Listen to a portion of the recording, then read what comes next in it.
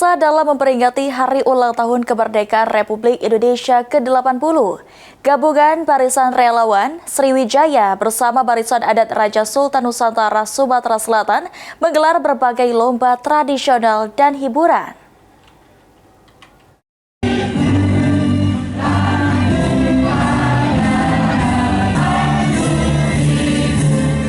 Peringatan Hari Ulang Tahun Kemerdekaan Republik Indonesia yang ke-80 di Sumatera Selatan dirayakan dengan cara meriah oleh Gerakan Bersatu Rakyat GBR Sriwijaya dan Barisan Adat Raja Sultan Nusantara Baranusa Sumsel. Berlokasi di Jalan Pangeran Ratu Palembang, acara yang digelar tepat pada tanggal 17 Agustus 2025 ini diisi dengan beragam lomba seperti panjat pinang, gaplek hingga karaoke.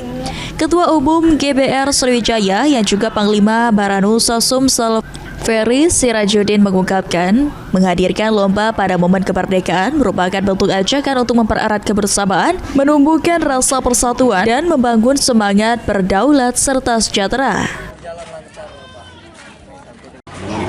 Dengan ikut memperingati HUT RI yang ke-80 tahun, kita jadi momentum bersamaan untuk bersatu, berdaulat dan sejahtera untuk masyarakat dan anggota pada khususnya, serta ke depan lebih bersinergi dengan pemerintah untuk mewujudkan masyarakat yang berdatun